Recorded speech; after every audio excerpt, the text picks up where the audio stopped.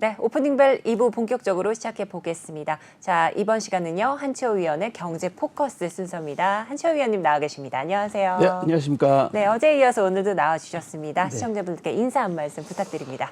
오늘이 수요일이죠. 네. 네, 내일이 어린이날입니다. 맞아요.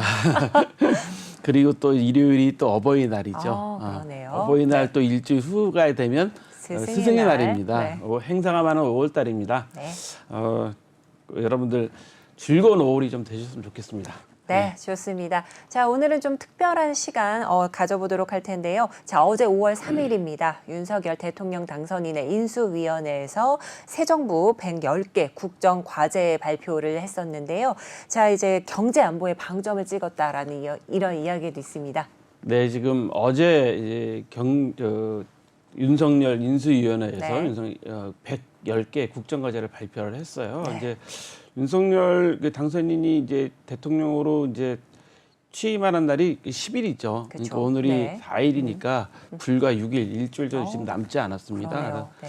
인수위가 사실은 문재인 정부에서는 인수위가 없었죠. 왜냐하면 대통령 탄핵이라는 초유의 사태를 맞이해서 바로 이 일을 시작했기 때문에 그쵸.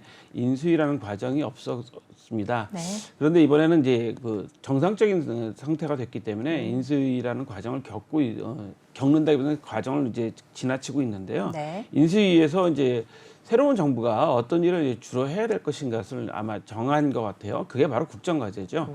그게 110개를 좀 정해서 네. 어제 이제 발표도 하고 기자들한테 설명도 했다고 합니다. 그래서 네. 인수위 6대 국정 목표를 공개했고요. 이거를 또 NFT로 제작해서 네. 윤석열 당선인한테 전달했다고 그래요. 오. NFT로 작성했다 그러니까 최신으로 좀 생각이 좀 되고 이제 요즘에 좀 그런 건데요. 그렇네요. 총 예산이 한 209조가 추가로 더 필요하다고 그럽니다. 네. 그래서 이제 많은 그 분들이 이제 예산이 이거 지금 있느냐, 예산을 뭘로 조달할 거냐 이런 걱정들도 하고 계신데 그렇죠. 막 이 예산은 현재 있는 쓰고 있는 예산들을 최대한 전략하고 불용 예산을 전략하겠다 이렇게 네. 말씀하셨던 것 같은데 네. 제가 보기에는 가능도 할 것 같아요. 왜냐하면 네네.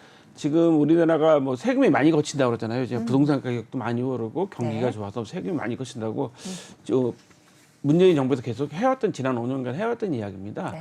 그러니까 그 세수도 이제 늘어나게 되고요.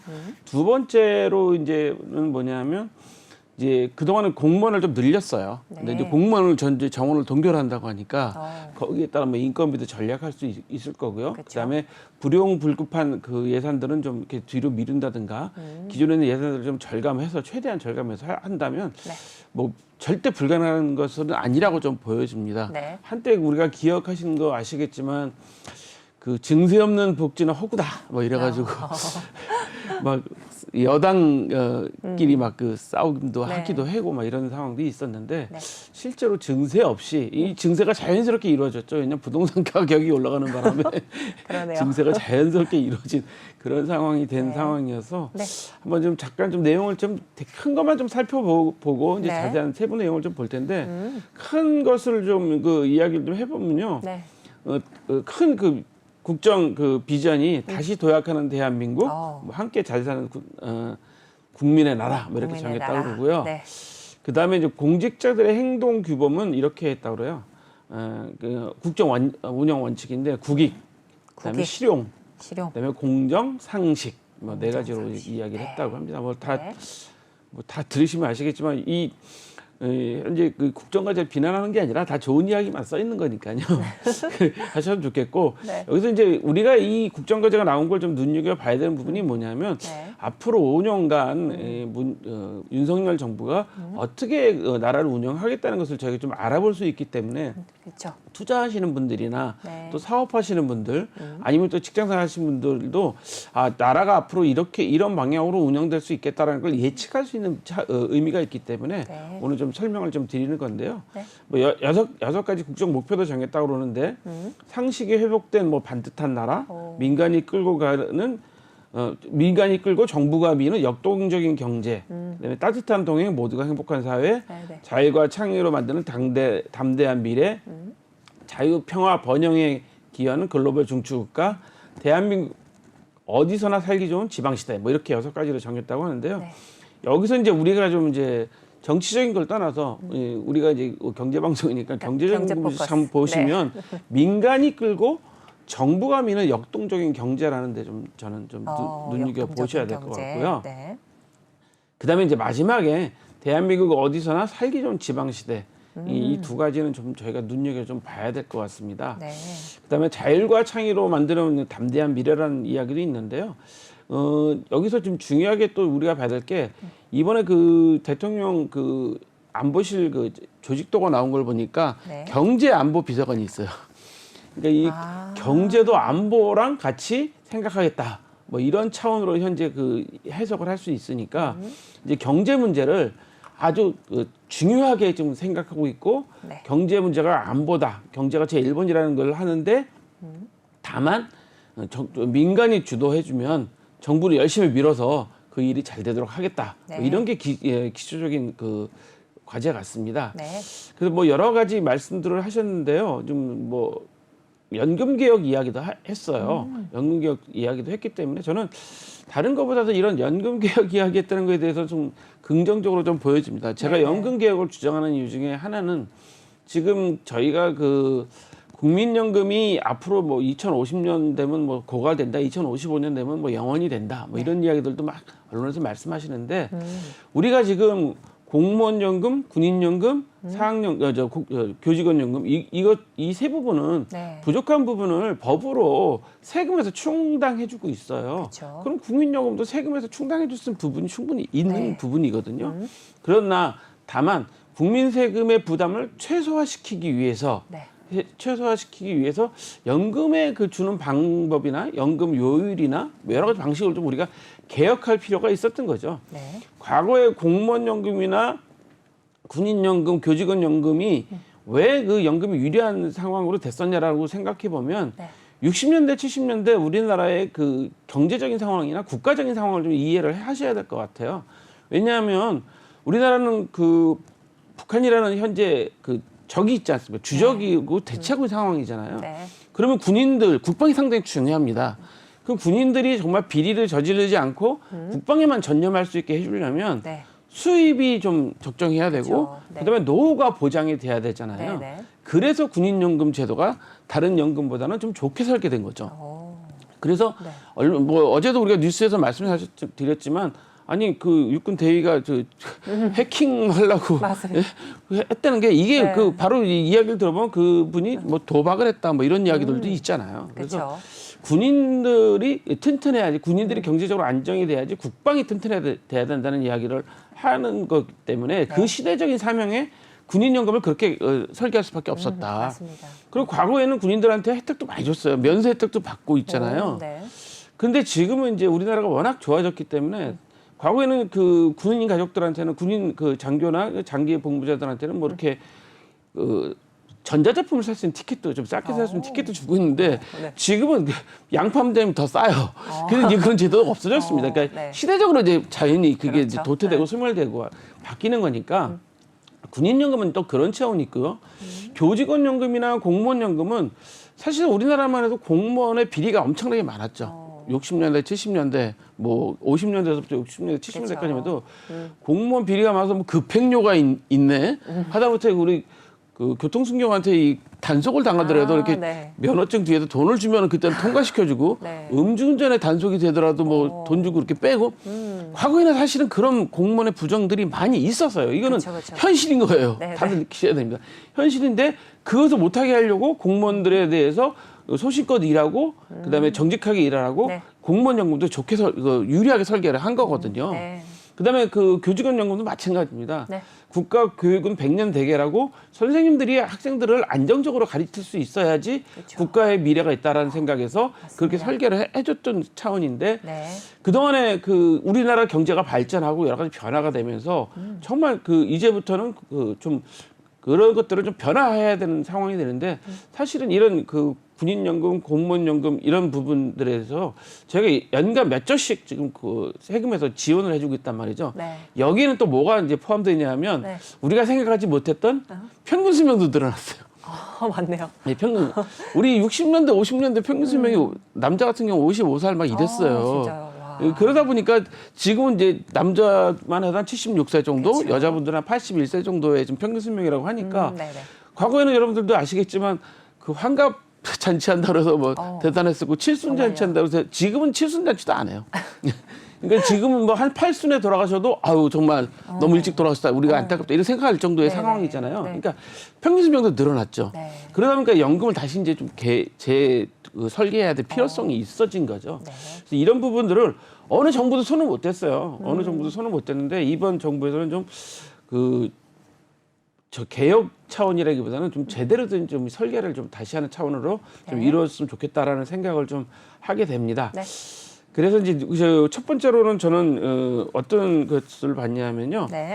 우리 이제 경제 방송이니까 디지털 자산 맞습니다. 관련된 거 이야기를 좀 먼저 드릴게요. 네, 맞습니다. 디지털 자산 기본법을 추진하겠다. 그래서 가상화폐 활성화에 탄력이 붙겠다. 그런 이야기들을 드렸습니다. 그럼에도 불구하고 제가 오늘 아침에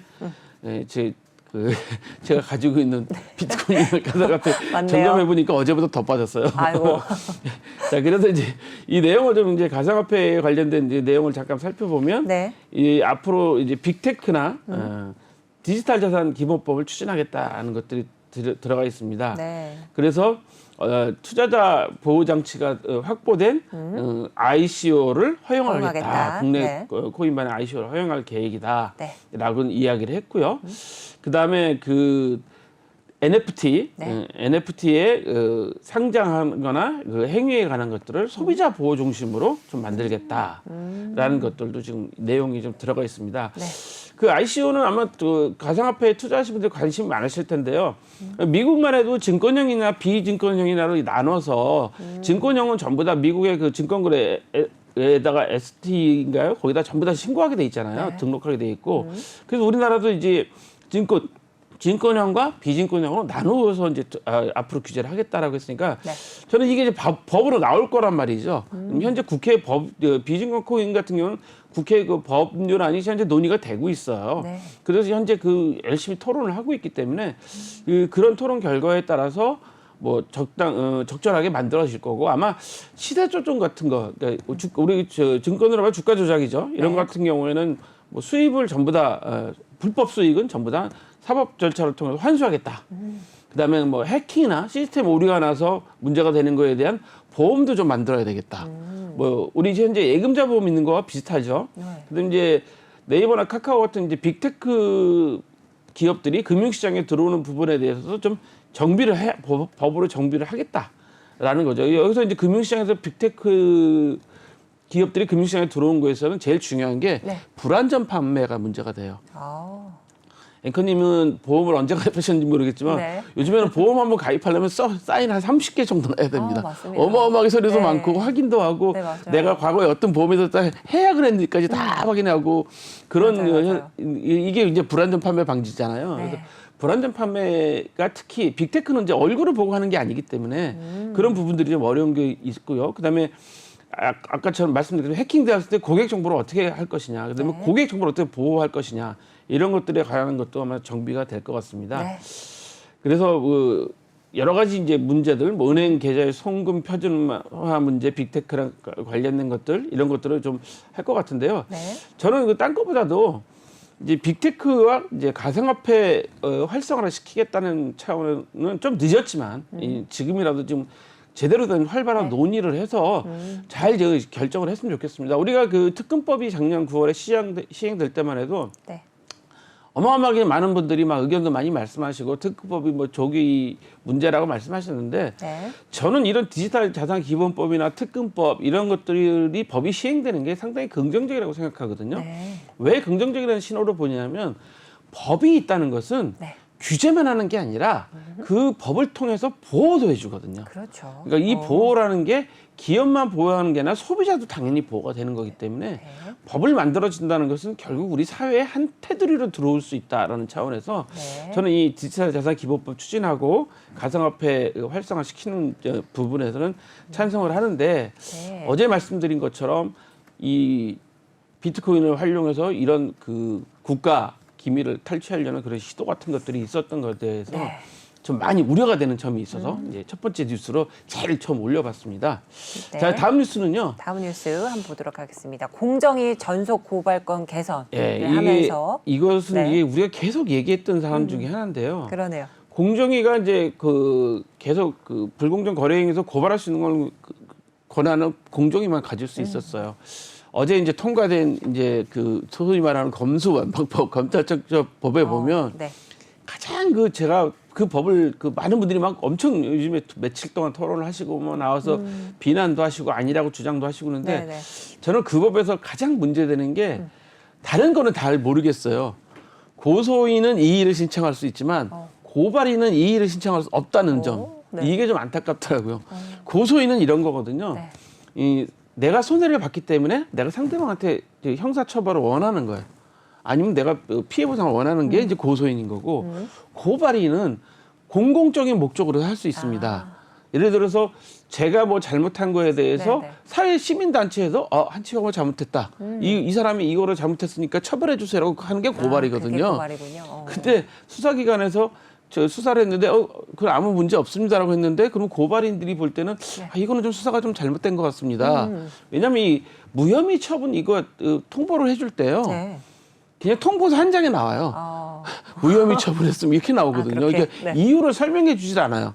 이거는 법에 저촉이 안 되고 이거는 법에 저촉이 되고 이런 거 설명을 안 해주기 때문에 사실은 고발인들이 답답해하는 경우가 많거든요. 언론에서 많이 말한 뭐 미성년자나 장애인이나 사회적 약자 그 문제뿐만 아니라 이걸 좀 설명을 해줘야지 좀 될 텐데 그게 없어요. 그렇죠. 그런 차원의 문제에서 고발인이 할 수 있다는 건데 지금까지는 하도 공정위에서는 고발권을 공정위만 갖고 있었단 말이죠. 네. 그래서 앞으로는 이제 그러지 않겠다는 내용인데 여기 이제 직접적으로 지금 내용을 좀 보면 네. 뭐 시장경제 활성화, 그다음에 공정거래법 집행 개선, 그다음에 불공정거래 기술 탈취 문제 이런 이야기들이 좀 나와 있는데요.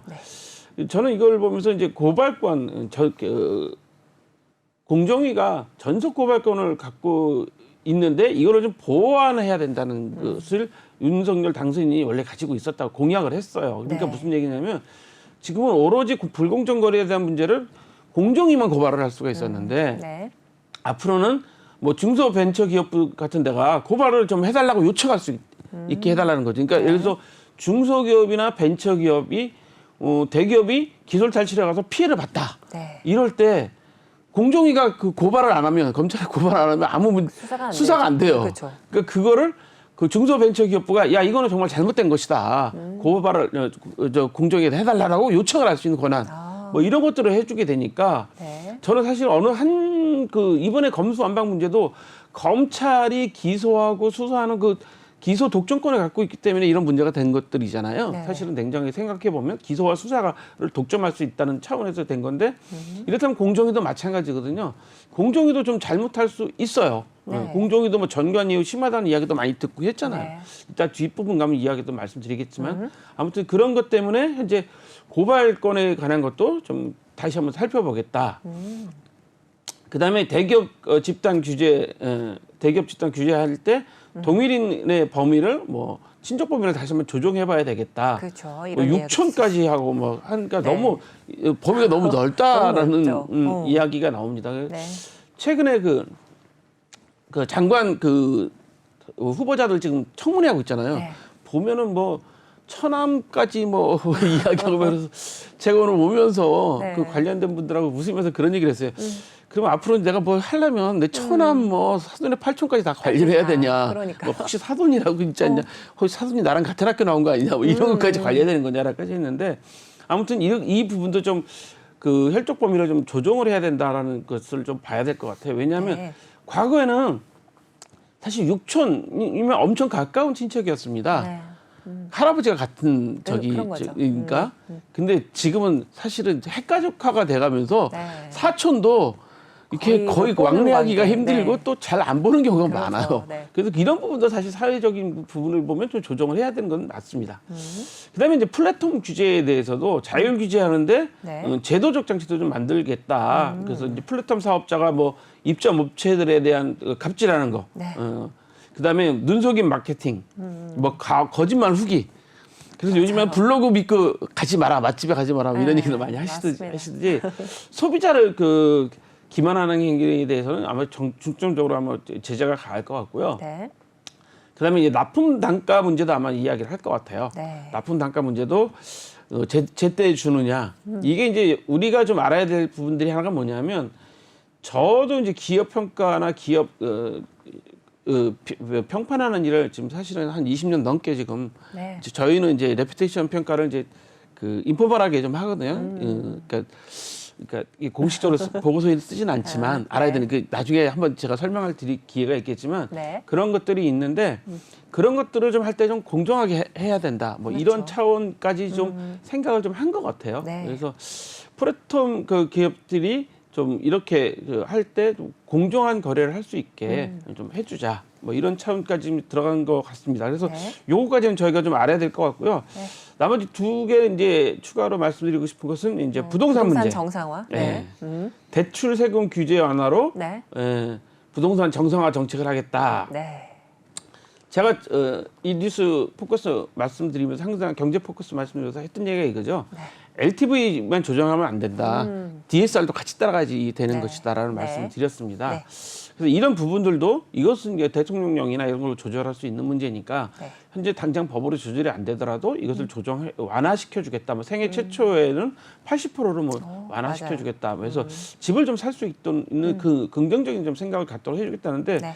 이 부분은 저는 개인적으로 엄청 찬성하는 게 어제도 제가 말씀드렸지만 어제 제가 그 말씀드렸잖아요. 횡령 사건 자꾸 나는 문제에 대해서 네네. 사람들 희망이 없어지는 거죠. 네. 그렇게 되면 자꾸만 한탕주의가 이제 맞아요. 되게 되는 부분이기 때문에 네네. 이런 성실하게 사는 사람들이 희망을 가질 수 있는 제도를 좀 이 사실은 그 가장 큰 게 집이거든요.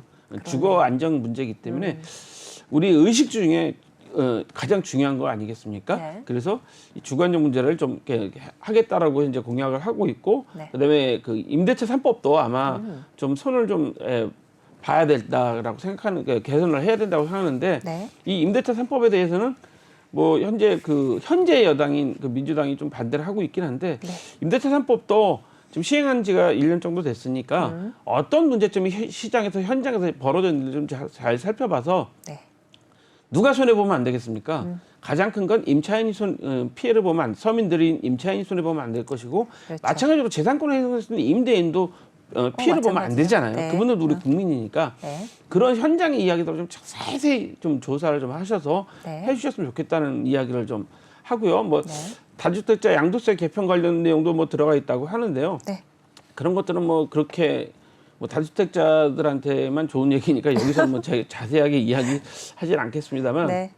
아무튼 중요한 거는 대출과 세금 규제를 좀 완화시키면서 부동산이 좀 정상적으로 거래되고 돌아갈 수 있게 하겠다라는 게 네. 기본적인 것 같고 특히 네. 그 일기 신도시 재개발 재건축에 관해서는 일기 신도시가 사실은 지금 해야 될 시기인 거는 맞는 것 같아요. 네. 다만 부동산이라는 게 한꺼번에 풀어놓으면 문제가 됩니다. 그러니까 일산분당을 동시에 만약에 재건축한다고 하면 어마어마한 혼란이 일어나시잖아요. 그러니까 단계적으로 필요한 데를 그렇죠. 해줘야 된다는 건데 우선적으로. 네. 제가 왜 일기 신도시 이 문제를 저는 일기 신도시에 살아본 적이 없는 사람인데 네. 이 문제를 왜 해줘야 된다고 말씀드리냐면 우리가 일기 신도시 만들 때 한참 그 88년도 그 주택 200만 원 짓고 말할 때 상계 노원 뭐 목동 이런 데 개발할 때 그때 언론에서 어떤 내용들이 나왔었냐면요. 그 건자재를 모래를 네. 바다 모래를 써서 염분이 너무 많아서 이거 콘크리트가 부식된다 뭐 이런 얘기들도 있었어요. 뭐 그러니까 그런 안전 진단도 좀 저의 생각에는 세밀하게 좀 하고 네. 네. 또 그 주택에 사시는 분들은 조금이라도 좋은 주거 환경에서 사시기를 원하기 때문에 그렇죠. 그런 부분들을 좀 세심히 살펴서 네. 꼭 그 주거 환경 개선이 필요한 지역부터 단계적으로 밟아나가면 네. 아마 될 것 같습니다. 그래서 그런 부동산 정책 정상화 이야기를 좀 한 거기 때문에 저는 네. 뭐 언론에서 뭐 공약에 밀렸다, 뭐 일기 주택 분들이 뭐 무슨 난리가 났다 뭐 이런 말씀을 하는데 그거는 좀 아닌 것 같다는 생각이 좀 네. 들어가고요. 네. 그다음에 이어서 이제 주택 20만 호 공급, 250만 호를 공급하겠다. 정비서 규제를 통해서 네. 규제 개선을 통해서 부동산 정상화를 하겠다는 거니까 사실 이 정부 정권이 바뀐 이유를 설명하라고 그럴 때 네. 그 많은 전문가들이 부동산 문제를 제1번으로 무조건 그렇죠. 꼽습니다. 네. 이 부동산은 실패했기 때문에 이 국민들이 실망감을 느끼고 네네. 정권 교체를 열망한 것이다. 근데 사실 야당도 또 지금 여당도 0.72% 이긴 거고 다 이긴 거냐? 뭐 1,600만 명은 우리를 지지했다라고 네. 말씀하시지만 네. 민주주의 국가에서는 선거가 그렇죠. 꽃이잖아요. 네네. 선거로서 우리가 결정을 한 거잖아요. 네. 그래서 이제 정권이 바뀌었단 말이에요. 국가를 운영하는 주체가 이제 바뀌었습니다. 네.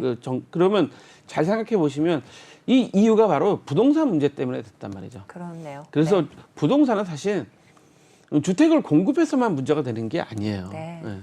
어떤 주택에 어떤 분들이 들어가서 사실 수 있게 사느냐. 해줄 것이냐. 네. 사실 우리나라는 지금 현재 주택 보급률 100%가 넘잖아요.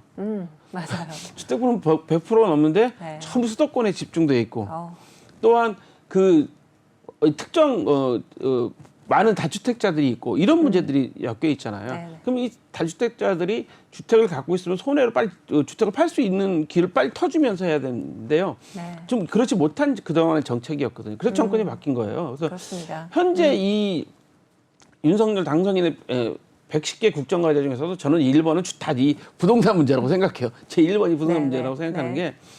게 이렇게 좀 이해했으면 좋겠습니다. 좀 쉽게 제가 좀 비유해서 설명드리면 과거에 우리 80년대, 70년대 그 민주화 시위를 많이 하고 그럴 때 보면 경찰들이 그 데모를 막잖아요. 네. 시위를 막을 때 보면 여기 도망갈 길을 터주면서 막아요. 어, 도망갈 길을 안 터주면 큰 사고로 충돌이 일어납니다. 근데 경찰은 그 시위대를 해산시키면서 네. 한쪽은 터져요. 아, 이 시위대가 이게 뭐 최루탄이나 뭐 이런 소위 말하는 과거에는 백골단이라고 체포조가 있었거든요. 네. 왜 백골단이냐면 이 하얀 오. 그 오토바이 그 안전모자 같은 백화이바를 쓰고 그 방망이 들고 잡으러 다녀요. 네. 그래서 백골단이라고 그래서 청바지에 청카바 입고. 아. 그러니까 80년대 학교 다니실 분은 다 아실 텐데 네. 거기다 막 체류탄 쓰죠. 지랄탄이라고 해서 막 체류탄도 이렇게 그 차에서 막 그냥 수십 발이 동시에 나오는 체류탄이죠. 네. 막 그런 쏘면 그 시위대가 만약 갇히게 되면 큰 사고가 납니다. 그렇죠. 네. 충돌이 일어나게 되고. 그렇죠. 그래서 항상 시위를 할 때 보면 이렇게 터져요. 아, 저 길로 도망갈 수 있도록 해당할 수 있는 길을 터주는데 네. 제가 왜 이런 말씀을 드리냐면 네네. 부동산도 마찬가지라는 얘기죠. 아, 이게 부동산을 가지신 분들이 좀 팔고 나 부동산 갖고 있는 손해야 좀 팔아야 되겠어 하는데 이 양도세도 비싸. 그래요. 다 비싸. 세금도 많이 나. 뭐 할 수 있는 길이 없어요. 그러니까 그런 것들을 제가 말씀드린 건 좀 정책적으로 네. 현장의 이야기들을 좀 들으시면서 좀 이렇게 좀 파실 수 있게 좀 유동성을 좀 가질 수 있도록 네. 해주시는 게 중요할 것 같다는 생각에서 지금 여러 가지 이야기하는데 뭐 네. 층간 소음 기준도 강화한다고 합니다.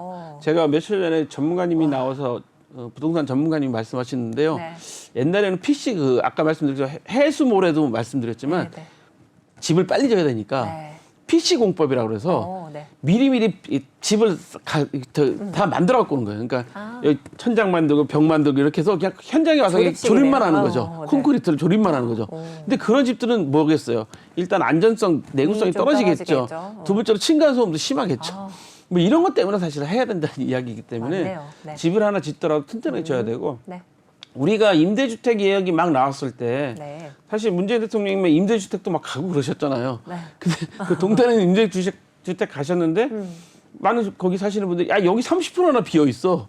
여기 층간소음이 얼마나 심한데 임대주택이라고 그렇게 잘못 지어? 여기 대통령도 인테리어 했는데 2천만 원 들었대. 임대주택 사는 사람이 2천만 원 줘서 인테리어 할 돈이 있겠어? 이런 비난들을 하셨거든요. 제가 꼭 드리고 싶은 말씀은 네. 이 윤석열 당선인 윤석열 정부도 네. 임대주택을 짓는다 그러면 정말 잘 지어줘야 됩니다. 그렇습니다. 그러니까 정말 네. 그 서민들이 들어가서 안심하고 나 임대주택 들어갈래라고 할 수 있을 정도의 임대주택을 지어 주셔야지 250만 원 짓는 게 문제가 아니에요. 네. 250만 원 또 허술하게 엉성하게 그러네요. 지어버리면 또 난리가 난. 그러니까 양보다는 질이죠. 그렇죠. 튼튼하게 잘 네, 지어서 잘 지어야죠. 서민들이나 신혼부부들이나 취약계층 분들이 아우 안심하고 들어가 살 수 있는 이런 그렇죠. 주택을 지어주는 게 네. 저는 우선인 것 같아서 네. 일단 제일 잘 생각을 하셔야 될 것 같아서 네. 국정과제 중에서 요 부분들만 오늘 좀 담아봤습니다. 나머지 뭐 핵 문제니 뭐 이런 거는 원자력 가지 문제니 있죠. 이런 거는 네. 사실은 좀 너무 큰 담론이어서 네. 우리 생활에 와닿을 수 있는 거 디지털 자산 그다음에 기업에 대한 공정거래위원회 거정을. 개선 문제, 거기에 플랫폼 거래 개선 문제, 그다음에 부동산 세제 완화, 까지. 부동산 관련된 문제만 좀 다뤄봤습니다. 네. 시간 되실 때 홈페이지에 들어가서 찾아보시면 아마 네. 쉽게 찾으실 수 있으니까 네. 보시면 좋을 것 같습니다. 네, 좋습니다. 네, 여러분들이 가장 관심을 가질 만한 이슈였습니다. 이제 윤석열 정부의 110개 국정과제 발표 이렇게 조금 달아주셨는데요. 이제 저희들이 체감할 수 있는 이런 이야기들 먼저 꼽아주셔서 가상화폐 관련 문제부터 부동산 정상화까지 훑어주셨습니다. 자, 그럼 이어서 준비하신 소식 좀 전해 듣도록 하겠습니다. 금통위원들이 인플레 장기화 가능성을 말을 하면서요. 또 통화 완화 축소가 필요하다 이런 이야기도 했습니다. 이게 금융통화위원회가 일어나고 나면 회의록을 익명으로 해가지고 네. 누가 발언했는지는 다 가리고 익명으로 해서 이제 오. 통화 회의록을 이제 공개를 합니다. 네. 거기서 이제 인플레가 장기화될 가능성이 높다. 그래서 현재 통화 완화 정책을 축소할 필요가 있다고 지난 그 금통위원회에서 회의 때 금통위원들의 이구동성의 의견이었다는 겁니다. 네. 이것을 이제 우리 그러니까 다음 뉴스하고 좀 연결해서 말씀을 좀 드리고 싶은데요. 네. 그 다음 뉴스 좀 넘겨주시길래요. 네. 다음 뉴스 뭐? 다음 뉴스는 다음 뉴스가 우리가 생활 물가까지 급등이잖아요. 그렇습니다. 네, 생활 경유가 물가가, 42% 오르고 예, 치킨은 9% 오르고. 예, 네. 예, 그러니까 지금 이 금통위원들이 말씀하신 내용들이 공감이 가는 거죠. 아. 인플레가 이제 물가 금리가 버리고 오늘 뉴스에서도 네. 아마 오늘 주요 뉴스에서도 4.8% 물가 상승됐다는 게 아마 주요 뉴스였을 네, 네, 걸로 제가 알고 맞습니다. 있는데 네. 예, 그렇기 때문에 이제 금융통화위원들께서 말씀하신 인플레 장기화 가능성에 대비해야 된다. 네. 자, 그러면 우리들은 개인 가정 경제는 무엇을 대비해야 될까요? 네. 가정 경제에서도 대비해야 될 부분들이 있겠죠. 네. 뭐 소비를 좀 줄이신다든가 생활 패턴을 좀 정비를 하신다든가 뭐 이런 부분들이 좀 필요할 것 같습니다. 그래서 이 두 가지 뉴스를 같이 엮어서 말씀드리는 거예요. 그런 다음에 통화 완화를 축소할 필요가 있다. 지금까지는 우리가 지금 돈을 좀 풀어주는 코로나 때문에 돈을 풀어주는 또 완화 정책이었잖아요. 네. 그렇기 때문에 이제 앞으로는 좀 끌어들이는 그렇다면 뭐 해야 되죠? 금리 인상 될 맞네요. 것이다. 네. 그러면 이제 우리가 이제 좀 해야 될 그 느낌들을 무엇일까요? 가정 경제에선 두 가지겠죠. 네. 금리가 오르고 물가도 오르고 네. 다 오릅니다. 네. 다 오르면 우리가 어떻게 지금까지 살아왔던 방식에 대해서 어떻게 좀 변화를 가져야 될 것인가. 저축을 늘린다든가 또 대출이 있으시면 갚을 수 있는 여력이 있을 때 좀 조금씩 갚아서 좀 대출 이자에 대한 부담을 줄이신다든가 그다음에 불필요한 소비를 좀 잘 정비하셔가지고 네. 준비하신다든가 또 소비 패턴도 알뜰살뜰한 좀 패턴으로 좀 바꿔주신다든가 네. 뭐 이런 부분들을 하셔야 좀 시기인 것 같습니다. 이미 이렇게 예고가 계속 되고 있습니다. 예고가 계속 되고 있는데 준비하고 있지 않고 당하는 거는 좀 억울하잖아요. 억울한 맞습니다. 것뿐만 아니라 좀 그 피해가 충격이 좀 그쵸. 큽니다. 네.